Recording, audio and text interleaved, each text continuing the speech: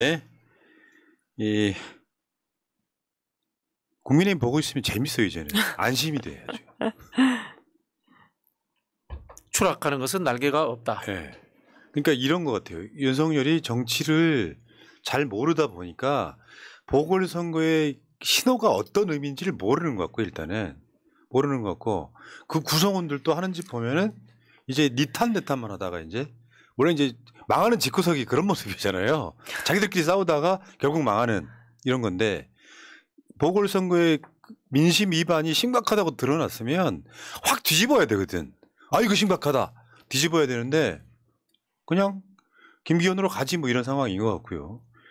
근데 결국에는 이런 거, 이 선거에 진 이유가 결국은 이준석 때문이라고 몰고 가면 처방이 나올 수가 없잖아. 아니 이 선거에 진 거는 누구보다도 윤석열 대통령이라는 사람 때문이죠. 네, 이따 여론조사에 또 나와요. 네. 네. 그런데 참 서로 간에 몰고 가고, 또 김기현은 한 라인이라고 이렇게 얘기를 하고, 그 대통령실에서는 선거는 당이 치르는 것이다라는 식으로 얘기를 하니까요. 그러니까 이렇게 집권 여당입니다. 그런데 이렇게 엉망진창이 돼가고 있습니다. 그 양두 구육했던 이준석이 벌 받는다 이런 이야기가 있죠. 이게 이준석이 한번 봐봐요. 이제 정권 교체 후에 지방선거 때 모습인데 대통령 하나 바꿨는데 대한민국 국격이 올라가는 느낌이 듭니다. 우리 윤석열 대통령은 약속을 지키는 사람입니다. 라고 양두구육을 했어요. 양대가리 걸어놓고 개고기 팔았다.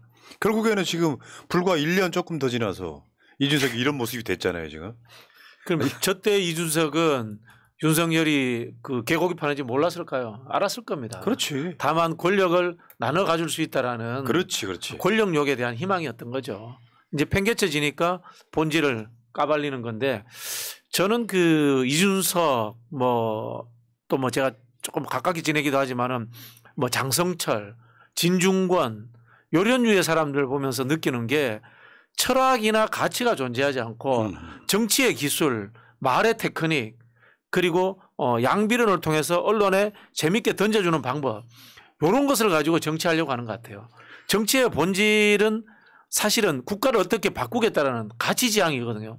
복지국가를 만들겠다, 아니면 성장 중심의 국가를 만들겠다, 이런 것이 있어야 되는데 이준석 대표는 아직도 그런 건 없는 것 같아요, 제가 보기에는. 근데 이준석의 메시지는 저는 공감을 하거든요. 그 평론가적 메시지라고 해도 네. 공감을 하는 게, 여당의 집단 무건 수행의 저주를 불어달라. 그건 뭐예요? 순서리 대통령이 받아줘라 이런 얘기 아니에요. 현실은 저 말은 틀린 말이 아니잖아. 그러면서 어저께 진짜 이걸 이제 즙 이렇게 표현을 했는데 그건 조롱하는 이야기고, 저는 저게 다 가짜라고 생각하진 않아요. 실제로 북받친 게 분명히 있었을 것 같은 생각이 서러울 들어요. 거예요. 네. 서러울 거예요. 지난 대선 때에 이준석의 세대포 이론이 작동했거든요. 20, 30대 남성들이 윤석열 후보를 많이 찍었잖아요. 윤석열의 기여가 분명히 있는데 본인이 저렇게 토사구팽되었으니까 그런 이제 억울한 점은 있을 겁니다. 그러니까 이게 윤석열 생각은 그렇다잖아요. 이준석이 내부 총질에서 내가 겨우 이재명 후보를 이겼다 이런 거고, 나는 잘했는데 당시에 국민의힘이 못해서 겨우 이겼다 이런 멘탈인 거고, 이준석 입장에서는 내가 세대포 이론해서 젊은층 표 끌어와서 이겼다라는 생각일 거예요. 둘이 같이 부딪히고 있는 거지. 거기다가 안철수는 내가 단일화해서 이겼다고 생각하는 이 3인 3색의 생각이 지금 충돌하고 있는 것이다. 저 객관적으로 평가해 보면 윤석열 외에 나머지 두 사람 이야기는 근거가 있어요. 저도 그 당시에 이제 우리 전략팀 정무 쪽에 일을 했었는데 안철수가 1.7% 정도를 땡겨가는 효과가 있더라고요. 단일화하면서 그런 효과가 있었고, 이준석은 말할 필요도 없죠. 이준석이 여가부 폐지 공약을 내면서 남녀 갈라치기를 했지 않습니까? 그런 부분들, 그다음에 영남과 호남의 또 청년층들에게 분명히 소구력이 있었던 건 사실입니다. 네. 저는 이준석 대표 저 눈물이 저 순간에는 자기 감정의 진실이었는지 모르겠지만 저 기자회견 자체를 기획하는 것은 분명히 진실이 있다고 저는 생각하지 않습니다. 왜 그러냐면은 최수근 상병권을 얘기하면서 저렇게 눈물 아까 흘렸던 것입니다. 최수근 상병권에 대해서, 그 사고에 대해서 분노하는 사람들이 20대에서 30대 초반, 초중반까지의 타겟층, 남성 타겟층입니다. 그걸 선택적으로 본인이 타겟층을 선점을 했다라는 거, 그런 그리고 12구 참사에 대해서는 그럼 이준석 대표가 저런 눈물을 흘렸습니까? 거기도 청년층이 많았습니다. 연령대가 물론 2030 세대로 딱 타겟되지는 않았지만 청년층이 많았습니다. 성비도 여성, 남성 다 많았습니다. 근데 그때는 이렇게 울었었나요? 그때는 아무것도 안 했습니다. 그 많은 사람들이 목숨을 잃었을 때는. 근데 지금 이제 와서 윤석열 대통령이 뭔가 이끌었을 것 같은 강서구청장 선거에서 패배하고 김기현 대표 탓이 서로 간에 탓을 하고 그런 분위기에서 갑자기 나타나서 기자회견하면서 저렇게 눈물을 흘리는 것은 저는 그 좋은 의도로 그렇게 생각하지 않습니다. 그러니까 이제 이준석에 반대하고 윤석열을 옹호한다 이런 뜻은 아니겠죠? 윤석열은 아니에요. 윤석열 대통령은 당초 대통령이 되지 말아야 되는 사람들이 지금 대통령 놀이를 하는 거고 이준석은 선거 꿈같이 지금 행동하고 있는 것이다. 근데 이준석이 하는 얘기가 다 맞지만 말씀 주신 것처럼 평론가적 얘기인 것이고 저 눈물은 진실된 눈물로 보이지 않는다. 그러니까 철저하게 계산된 눈물이었을 가능성이 높고 근데 저는 이렇게 봐요. 지금 이준석이 대구 자주 내려가잖아요. 홍준표 만나러. 그러니까 홍준표와 이준석은 같이 뭔가 좀 아삼육이 되는 느낌이에요. 약속 대련을 하고 그렇죠. 홍준표, 이준석 전 대표 기자회견문 보니 시의적절하긴 하지만 우리 당에는 옳은 말을 호응해주는 풍토보다는 우리끼리라는 잘못된 기득권 카르텔이 너무 강하다. 줄서기를 잘하면 정치 생명이 길다는 잘못된 정치 문화가 심화되어 있기 때문이다. 잘 수습되었으면 좋으련만. 이분은 이제 본능이 그런 것 같아. 사실 저번에 정권 교체 당하고 나서 홍준표의 막말이 선거 참패의 원인이었었잖아요. 홍준표의 막말이 다 거만거만한 사람들 도토리 키재기하고 있다는 생각이 들고 어찌됐건 그래도 이준석 말을 받아주는 사람은 홍준표밖에 없다. 근데 이제 이걸로 끝날 게 아니라 이게 총선 참패 등의 결과물이 나오면 확실하게 보수가 쪼개지는 소리가 들리는 홍준표까지 참전하면 이렇게 계속 인증을 남겨놔야 윤석열이 완전히 쫄망했을 때 봐라 내 말 안 듣고 이렇게 됐지 않냐 이제 인증하고 남고 있는 거죠 지금. 어쨌든 안철수 이준석의 그 싸움이 정말 점입가경 요지경 개싸움 나와서는 안 되는 말들이 너무 심하게 나오잖아요. 대접해줬더니 5만 방자가 극에 달한다는 안철수. 야. 이게 여기에도 보면 어떤 느낌이냐면 청년을 약간 무시하는 느낌이 있더라고요. 그렇죠. 네, 그러니까 그러니까 이준석이 어리기 때문에 얘가 이제 뭐 응석바지 이런 표현을 쓰잖아요. 네. 그러면 저런 식으로 공격을 하면 응석바지 퇴출 그리고 서로 아픈 사람 상대 안 해. 당내에서 이 정도 싸우는 건 개싸움 아니에요? 안철수 대표는 이준석하고 저렇게 싸움으로써 대선 후보 자리에선 아예 더 완전히 멀어졌다라는 거고요. 어떻게 속이 저렇게 좁음을 본인이 저렇게 노력해서 보여줍니까? 저 안철수가 이번 보궐선거 선대위 고문이었죠, 고문. 네. 상임 고문인가? 그래서 본인 책임도 있는 거 아니야. 자기 책임을 이준석한테 돌리면 어떻게? 이준석 때문에 졌다. 뭐 이런 식으로. 근데 뭐 제가 보기에는 민주당 수박들보다 안 나아요. 민주당 수박들은 자기 당 대표를 뭐 이렇게 비판하는 게 아니고 죽어라 그러잖아. 그런 거 보면 죽어라 그러지는 않으니까 감옥 가라 그러지는 않으니까 그거보다 낫다라는 생각이 드는데 안철수 보면 참 이제 좀 그만하지 이런 생각이 들어요. 어떤 정치의 희망이랄까 무슨 아젠다가 있는 게 아니고 그 연명하고 있잖아요. 지금. 그렇죠. 자질이 안 된다라는 생각은 옛날부터 했었는데 요즘은 봤을 때는 인성도 안 된다라는 생각이 드는 게 이건 사실 이준석에 대한 사감이잖아요. 네. 평소에 오랫동안 이준석과 이제 저런 적대적 관계를 맺어왔고 이준석이 뭐 이런 메시지 넣은 게 한두 번이 아니잖아요. 늘 내왔는데 갑자기 또 이제 이준석을 끄집어내서 이준석에게 뭔가 책임을 전가하려고 하고 또 이준석 멱살 잡고 있다. 윤석열 나 좀 쳐다봐줘. 뭐 이런 느낌 주는 거 아니에요? 그러니까 이게 이렇게 봐요. 안철수는 김기현 이후에 비대위원장을 노렸다는 설립하다 하고. 비대위원장 노렸을 것 같아요. 그러면요. 내가 정상적인 머리를 갖고 있는 정치라면 이준석을 비대위로 받아들이는 정도까지 파격이 나와요. 그러면 분위기 술렁해질걸? 근데 그런 상태가 아니라 김기현은 본인은 자리 유지하고 나머지 임명직 당직자만 다 잘라내고 안철수는 계속해서 이준석 때문에 떨어졌다 이야기하고 이 당 정말 재밌다 이거. 그 전직 당대표를 끌어내리는 것도 부족해서 이제는 제명, 서명 운동에 돌입했다. 뭐 이런 집구석이 다 있어 지금. 최소한 안철수는 이번 그 이준석 제명 서명으로 분당 공천 유리해졌습니다. 그럼 김은혜 어디로 가? 김문혜는 뭐 다른 지역구 찾아야 되겠죠. 네. 애매하다 근데 그쪽에서도 골치 아프겠어요. 네. 근데 뭐 저기 대통령실에서 김은혜가 신뢰가 많이 떨어졌다고 하니까 크게 챙겨주지는 않을 것 같아요. 자, 어쨌건 지금 안철수는 찌질하고 이준석이는 계산된 눈물. 이런 정도로 하면 될 것 같아요. 네. 윤석열은 여전히 무지하고. 맞습니다. 네. 포악하죠. 포악하고 무지하고. 그러니까 이준석이 이제 이런 측면이 있는 것 같아. 이렇게 해서라도 징계를 받으면 안철수가 사실 이준석 돕는 걸 수도 있잖아요. 징계를 받으면 그게 오히려 이준석이 탈당이라든지 하는 것에 명분이 되고 그러려고 하지 않았냐라고 하는 그 분석이 가장 좀 신뢰성이 있어 보여요. 그렇죠. 네. 안철수가 이준석을 도왔다 그런 거는 아니시죠? 그러니까 지금 현재로서는 적대적 공생관계인 거지. 안철수는 그걸로 존재감을 높이고 이준석은 서로 싸우면서 만약에 징계를 당해서 제명을 당하면 내가 국민의힘 떠난 거 아니야?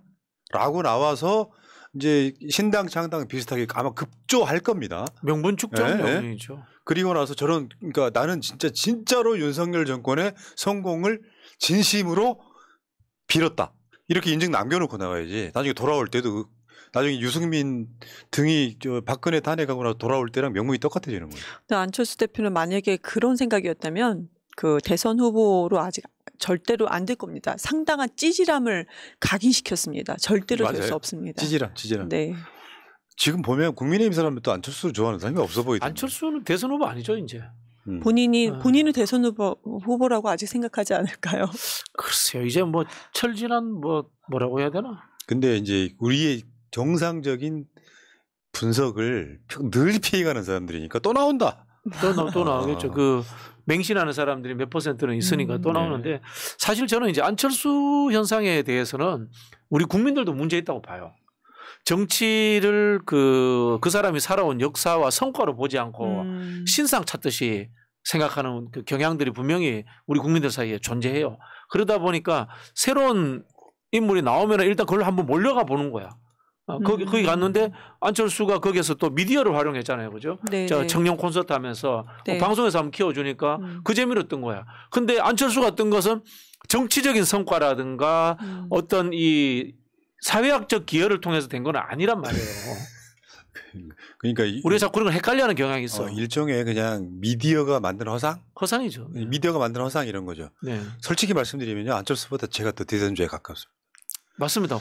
훨씬 훌륭하십니다. 사회 전반에 관해서 이해도를 높이고 사회 방향성을 어떻게 끌고 가야 된다는데 안철수 메시지는 그런 거잖아요. 국회의원 수가 너무 많아. 100명으로 줄여야 돼.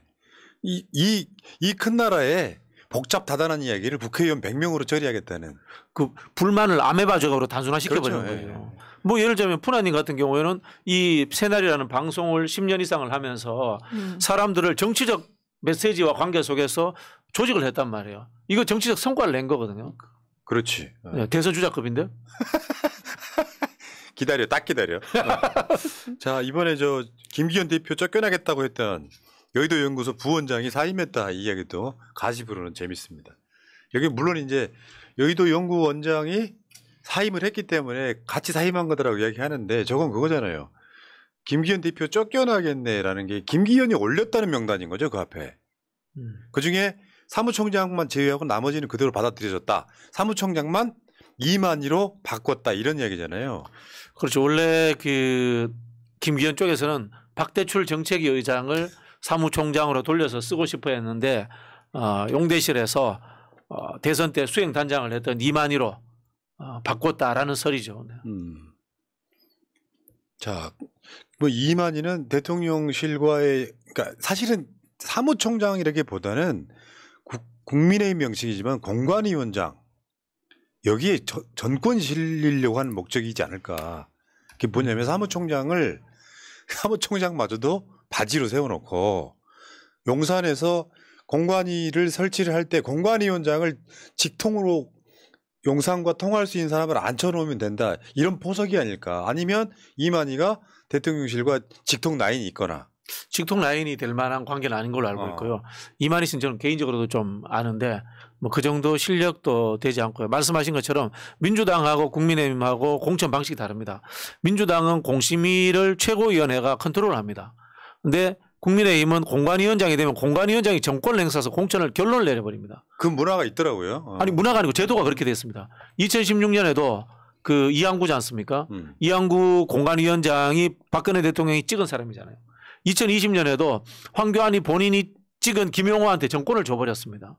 그렇게 하도록 이제 약간이 좀 제도와 문화가 자리 잡은 것 같더라고요. 그런데 저는 이번에 그러니까 내부 지도부를 바꾼 거를 보면은 이런 생각이 듭니다. 좀 그러니까 친윤 인사 중에 약간 유명한 사람들, 이번에 바꾼 사람들은 친윤 인사 중에 좀 덜 유명한 사람들. 어차피 대통령 라인으로 다 바꿨다라는 생각밖에 들지가 않고요. 그리고 여의도 연구원장은 뭐 비라 수해 복구 현장에서 비라도 좀 내렸으면 좋겠네, 사진 좀 잘 나오게 이렇게 얘기했던 사람인데 이거 상당히 논란이 있지 않습니까? 그럼에도 불구하고 여의도 연구원장으로 앉힐 수 있는 것은, 그리고 윤석열 대통령이 그냥 이번 총선 내가 하겠다, 그 권력을 잡고 가려는 발악 정도로 보이는데요. 공천이 어떻게 되느냐에 따라서 국민의힘 내부도 상당히 시끄러워질 것으로 생각이 됩니다. 이제 시작이에요. 불과 일주일이 안 됐어요. 보궐선거 참패가. 그러면 이게 이제 여론이 이렇게 계속 분화되는 과정을 거치거든요. 충격팍 한번 딱 때리고 나면 보통 기본적으로 이거 뭐지 하고 망치로 맞은 듯한 느낌을 갖고 조용해지는 시기가 있고, 요거를 저쪽이 어떻게 푸느냐에 따라서 민심이 심하게 동요하지 않을 텐데 민심이 반대로 가고 있으니까 그런 과정이 아닐까 싶고요. 그 이야기는 다음 섹션에서 한번 얘기 한번 해볼게요.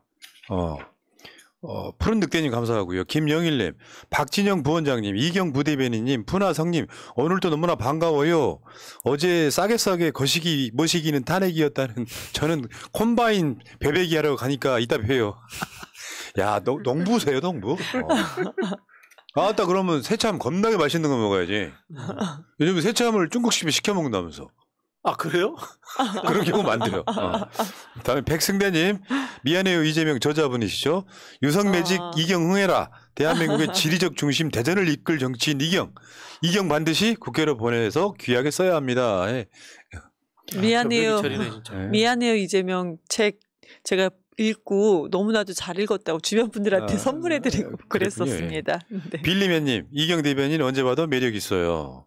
아브라함님, 새날 늘 응원합니다. 고맙습니다. 자, 여론조사로 가겠습니다.